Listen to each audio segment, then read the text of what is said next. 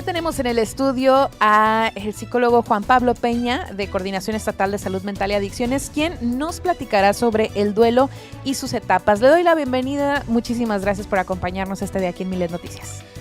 Buenas tardes, Nadia Ojeda. Muchas gracias, como siempre, por el espacio, por la invitación y por la posibilidad que nos dan a la Secretaría de Salud, al Instituto de Servicios de Salud del Estado, de poder darle difusión, ¿no?, a todo lo que tiene que ver con la salud mental, la atención y el tratamiento, y hablar acerca de estos temas que son de vital importancia, ¿no?, para la población, sobre todo porque en los últimos años, ¿no?, a raíz de la crisis por la pandemia de COVID-19, hemos estado teniendo como mucha demanda de atención respecto a los servicios que tienen que ver con la atención psicológica, por algunas situaciones, ¿no?, que ya hemos hablado acá, como son estos trastornos que tienen que ver con el estado de ánimo, ¿no?, como es la depresión y la ansiedad. Y efectivamente el día de hoy estamos aquí para hablar acerca de lo que es el duelo, las etapas que tienen y definirlo, ¿no? Porque muchas veces las personas, hablábamos en la semana anterior precisamente de los episodios depresivos y de las emociones desagradables, específicamente la tristeza, y cómo a veces las personas podemos llegar a confundir, ¿no? Ya que, pues, sintomatológicamente hablando, hay muchas señales y muchas sensaciones muy similares, ¿no? Y lo mismo pasa en este caso que hablamos, ¿no?, del proceso de duelo, que, bueno, para quienes no saben, pues es una respuesta natural que tenemos ante una pérdida. No se clasifica como un trastorno, a diferencia de la depresión, ¿no?, que la depresión sí es un trastorno. Y prácticamente es una respuesta de adaptación que tenemos a una pérdida, es una respuesta natural.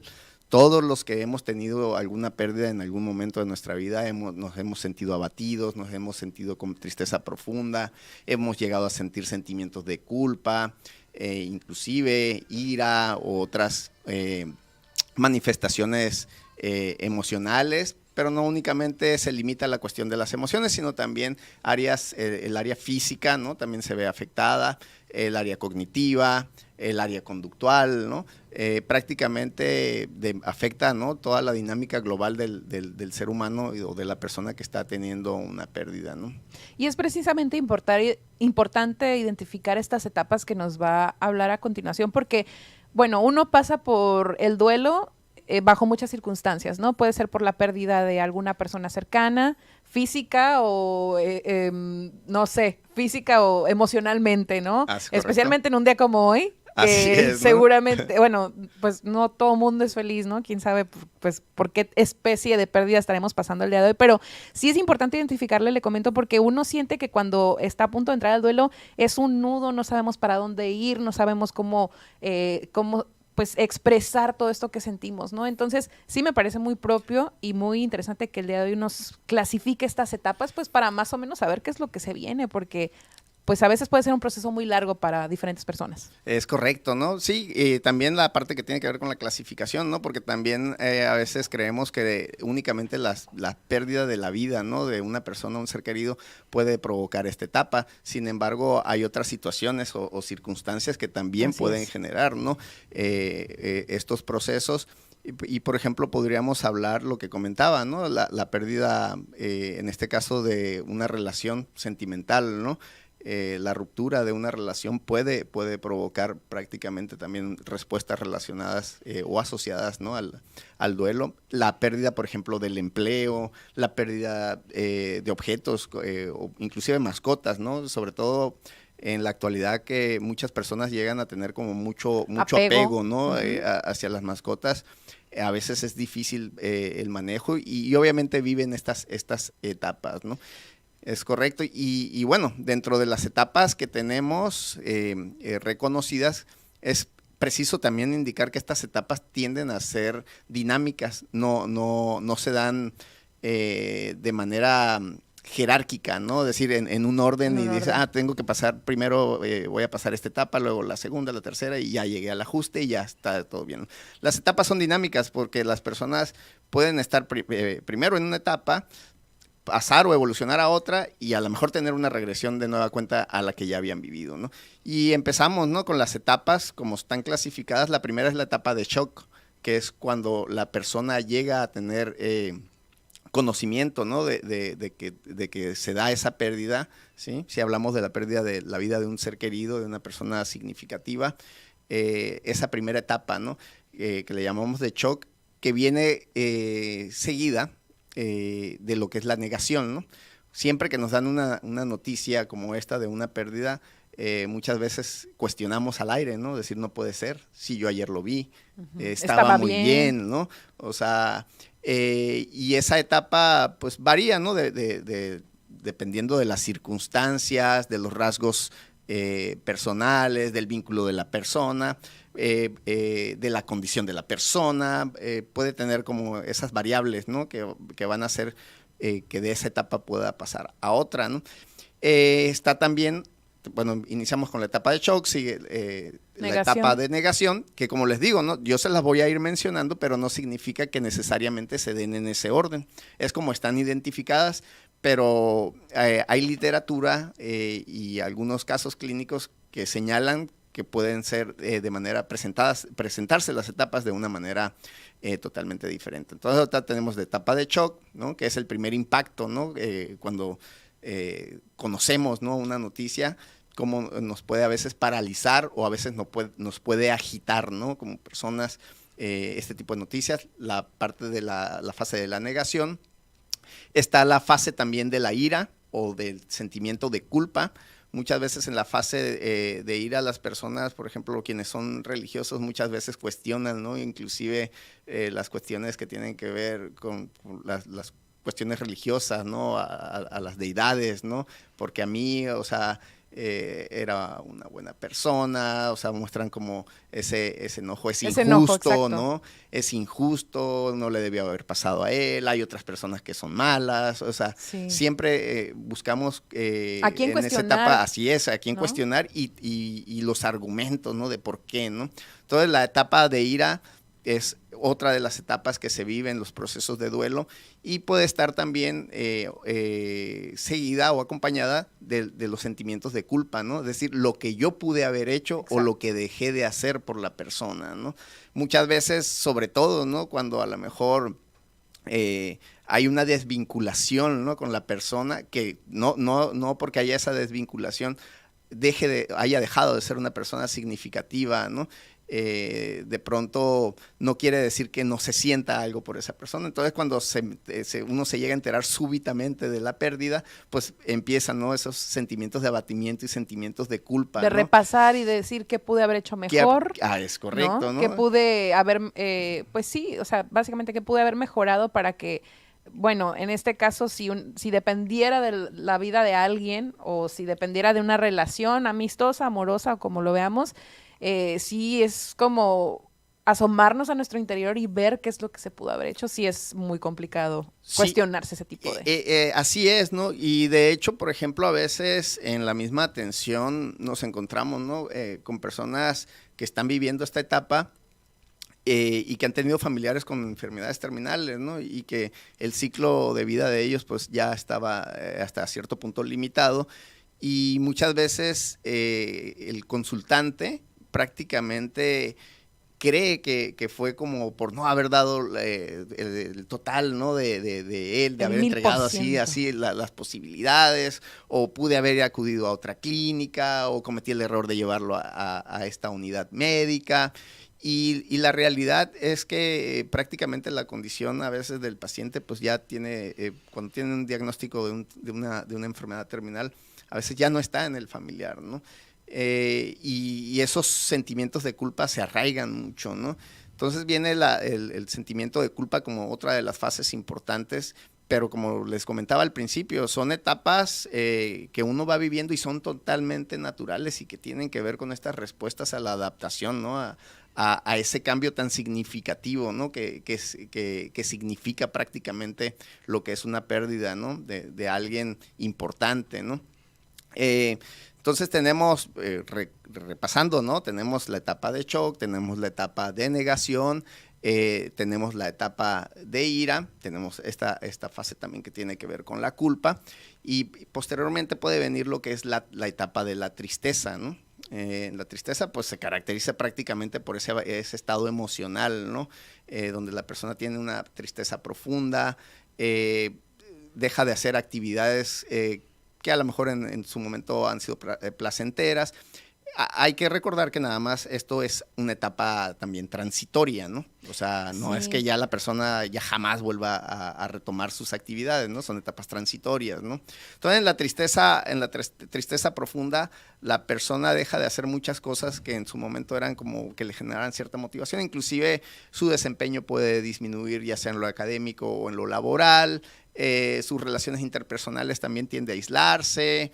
Deja de frecuentar a lo mejor lugares o tiende hacia el aislamiento, pero hay que ver eso, ¿no? Es una etapa transitoria, ¿no? Y bueno, la siguiente etapa que se presenta es la de la negociación, ¿no?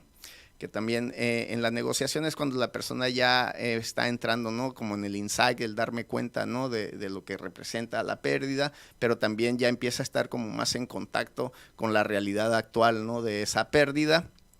Y la persona pues prácticamente ya empieza a hacerse a la idea de que la vida continúa, que la vida sigue y que pues bueno, independientemente de la pérdida, su vida tiene que continuar, ¿no? Y posteriormente viene ya la etapa de ajuste, ¿no? En la etapa de ajuste es cuando la persona ya prácticamente llega a esa parte, ¿no? De la aceptación y la aclaración, ¿no? En ese punto. Y bueno, aunque puede seguir generando esa pérdida, ¿no? Como esta melancolía o ese recuerdo, ya la persona sabe que puede continuar y se va adaptando a las nuevas exigencias, ¿no? Que da la vida cotidiana y que prácticamente tiene esa posibilidad, ¿no? De adaptarse a esa pérdida, ¿no? Entonces, bueno, estas son las etapas, como les digo, son etapas dolorosas, ¿sí? Que cuestan mucho trabajo adaptarnos a ellas, pero son una respuesta natural, ¿no? Son parte de ese proceso que, como les comentaba, ¿no? El proceso de duelo no está clasificado como un trastorno, es más una respuesta de adaptación, ¿no? A esa pérdida que estamos teniendo, que como lo definimos en el primer momento, que puede ser a una persona, a un ser querido, a una mascota, a un objeto inclusive, ¿no? Una propiedad, y a otras situaciones, ¿no? Como el empleo. ¿Y qué podría decirle a aquellas personas que están teniendo un tiempo difícil en superar cada una de estas etapas, que a lo mejor no las comprenden, que pues vaya, es que como menciona cada una de ellas, pues cada una es aguda por sí sola, ¿no? Principalmente la tristeza que aquí mi pregunta va si esto podría inclinarse tal vez a una depresión, ¿no? Porque vaya, el hacer actividades son un estímulo para que tu cuerpo genere ciertas sustancias y que te motives y que estés feliz y que estés alegre, pero ciertamente cuando no tienes ganas y ahí parece que viene el loop, ¿no? O como este círculo interminable. ¿Qué es lo que se tendría que hacer en estos casos? Sí, en este caso creo que es una muy buena pregunta, ¿no? En relación, ¿no? A veces, ¿dónde podemos definir cuándo es parte del proceso de duelo y cuándo ya se convirtió a lo mejor o evolucionó hacia un trastorno del estado de ánimo, ¿no? Aquí es muy importante, ¿no? La duración no existe o no está clasificado, ¿no? En los manuales diagnósticos no señala un tiempo determinado. Sin embargo, hay algunos autores que refieren que hacia los 12 meses o pasando los 12 meses es todavía muy válido, ¿no? Que una persona esté viviendo este proceso de duelo, que no siempre va a estar como anclado en la primera manifestación sintomatológica, ¿no? Puede ir evolucionando, ir siendo de severo a menos severo, a moderado, y hasta que la persona llega como a la parte del ajuste, ¿no? Sin embargo, si vemos que la persona, en vez de llevar como esa evolución, ¿no? De decir, bueno, de lo más severo voy poco a poco a esta parte del ajuste y la adaptación, la persona cada vez va teniendo mayor intensidad en sus cuadros sintomatológicos. Ahí ya tenemos que valorar, ¿no? Obviamente también si prevalece un mayor tiempo, mayor frecuencia. si empieza a haber también una serie de disfunciones significativas, ¿no? En el ámbito laboral, si la persona, por ejemplo, empieza a tener ideaciones relacionadas a la muerte, como por ejemplo, que a veces no son tan directas, pero por ejemplo, una frase como la vida no vale nada sin ti, ¿no? Como ¿cómo se llamaba aquel cantante de Guanajuato, José Alfredo Jiménez. Sí, muy intenso, sí. Sí, entonces, o sea, la vida pues ya no vale nada, no tiene sentido mi vida, sin ti las cosas siento que no pueden mejorar, entonces no tiene caso que yo siga, me gustaría estar contigo, o sea, ahí de manera indirecta pues estamos viendo, ¿no? Cómo a lo mejor eso puede llegar a evolucionar a ya una ideación directa de la muerte, ¿no? O sea, ya pensar en preferir estar muerto o estas cuestiones que estar viviendo el dolor. Entonces ahí ya vemos prácticamente una clara evolución, no únicamente es como la etapa del trastorno, del proceso de duelo, sino ya vemos la manifestación clínicamente significativa con síntomas mucho más agudos y severos acerca ya de un posible trastorno del estado de ánimo. Y ahí la recomendación, si persisten, por ejemplo, estos síntomas con mayor severidad, la sugerencia y la recomendación siempre va a ser el apoyo profesional, ¿no? Ahora, en estas etapas es bueno también señalarlo, ¿no? Que casi siempre existen muchos rituales, ¿no? Por ejemplo, en el ámbito religioso que permiten llegar a esa parte del ajuste. Por ejemplo, independientemente de las creencias de cada persona respecto a la religión, los rituales que se dan en los servicios fúnebres sirven mucho para que las personas tengan ese acompañamiento y puedan externar y materializar la parte emocional, ¿no? O sea, directamente con el cuerpo presente. Por ejemplo, lo vivimos ahora en COVID, ¿no? Cuando estos procesos o estos servicios funerarios eran limitados o cuando definitivamente no se podían llevar a cabo. Nosotros vimos un incremento en la búsqueda de la atención psicológica en personas que precisamente hablaban acerca de haber tenido recientemente una pérdida, que se sentían muy mal.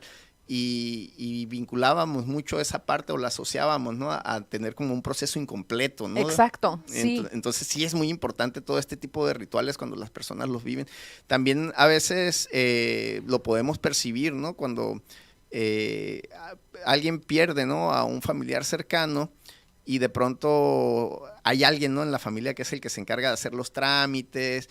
Muchas veces el proceso de duelo, como lo dijimos, ¿no? Es diferente para cada persona, pero estas personas que a lo mejor no están tanto en contacto con el servicio funerario, sino en la parte, digamos, operativa, administrativa de ir a llevar el acta de defunción y todo lo... A veces esas personas, después de que pasa el evento, empiezan a tener se detonan, ¿no? Este proceso, ¿no? De shock incluso. De shock, es correcto, ¿no? Porque prácticamente... se encargaron de la logística de esta ceremonia, ¿no? Del funeral, que bueno, te quita el tiempo para realmente sentir y asimilar lo que está sucediendo. Y es como una evasión indirecta, ¿no? No que la persona lo quiera evadirse, ¿no? Sino que por la responsabilidad de tener que hacer todo el trámite, pues ya no vive ese proceso. Y es muy importante todo lo que tiene que ver con la materialización de las emociones, ¿no? Es decir, hay personas que tienen la tendencia a resistirse al llanto, se ponen lentes, evitan que los vean llorar, y lo más saludable ahí es el llanto, ¿no? Sí, o sea, llorar y experimentar esa sensación de dolor, aunque sea desagradable, es lo más natural que puede hacer una persona, ¿no? Vivir ese dolor, hablar con la persona, ¿no? En esos procesos, ¿no? Pues dejar salir prácticamente encauzar. Todo. Así es, ¿no? Todo lo que se siente acerca de la pérdida. De tal manera que el acompañamiento siempre va a ser un instrumento, ¿no? El acompañamiento de las personas cercanas, significativas, va a ser una respuesta natural también que va a ayudar o contribuir a que este proceso, digo, no deja de ser doloroso, pero al menos acompañado, pues deja de ser de alguna otra manera que la persona no se sienta sola, que no sienta que la vida pues hasta ahí tiene esos límites, ¿no? Respecto a, bueno, ya no puedo estar con esta persona. Y bueno, la duración y la frecuencia, que es el otro punto que hablábamos, cuando vemos entonces que estos síntomas prevalecen y lejos de ir como llegando a la fase del ajuste cada vez va empeorando, ahí ya recomendamos nosotros que se acerquen a un profesional, ¿no? O sea, de inicio, estas etapas que yo les menciono son naturales, ¿no? No habría por qué tener como una situación de alerta o de alarma, ¿no? Decir, me siento triste, cuando preguntamos, bueno, ¿cuál es la causa? Inclusive a veces las personas se confunden, como decía hace un momento, es que me siento deprimido, y cuando ya hacemos la historia clínica o una entrevista exploratoria, preguntamos acerca de si han vivido algún acontecimiento importante, y a veces encontramos estos elementos. Y bueno, dentro de la retroalimentación en la intervención que nos toca hacer es explicarle precisamente que bueno, una de las causas por la cual posiblemente se esté sintiendo de esa manera es debido a la pérdida. Y bueno, nosotros damos como el acompañamiento, pero sí aclaramos, no estás viviendo como una respuesta natural, ¿no? Y bueno, también es importante mencionarlo que también por etapas se vive de manera diferente, de etapas de edades, o los grupos etarios viven diferente. No es lo mismo un niño, que un niño te cuestiona, por ejemplo. Claro. Hasta los 7 años pueden tener como muchos cuestionamientos, como por ejemplo, mi abuelito se baña en el cielo, mi abuelito qué va a comer allá. Si hay otros seres, mi abuelito va a ver a mi tío allá en el cielo. Una ¿no? forma de procesar, ¿no? Así es. Bueno, sin duda el duelo es un proceso que no podemos evitar. Tenemos que, pues ahora sí que abrazarlo, pasarlo y no presionarnos de querer salir inmediatamente de ello, ¿no? Porque a veces también es eso, sentimos como esa presión de ya quiero estar bien, ya quiero olvidarlo, quiero pasar la página, cuando en realidad estamos evitando todos estos sentimientos que nuestro cuerpo y nuestra mente necesitan externar. Psicólogo, muchísimas gracias. Estamos a la orden. ¿En dónde lo podemos encontrar? Gracias. Estamos nosotros en el Centro Estatal de Salud Mental y Adicciones, en la Coordinación Estatal de Salud Mental y Adicciones, en la avenida Nicolás Bravo, esquina José Ortiz de Domingo, es número 1010, la torre de 4 pisos de la Secretaría de Salud, en los teléfonos 612-246-59. Ahí para cualquier información, con todo gusto podemos atenderles. Psicólogo Juan Pablo Peña, muchísimas gracias. Le esperamos la próxima semana. A la orden. Para seguir orientándonos en esos temas tan importantes de la salud mental. Nosotros nos vamos directamente a un corte. Estas son las noticias de Baja California Sur en Milet Noticias. En un momento regresamos.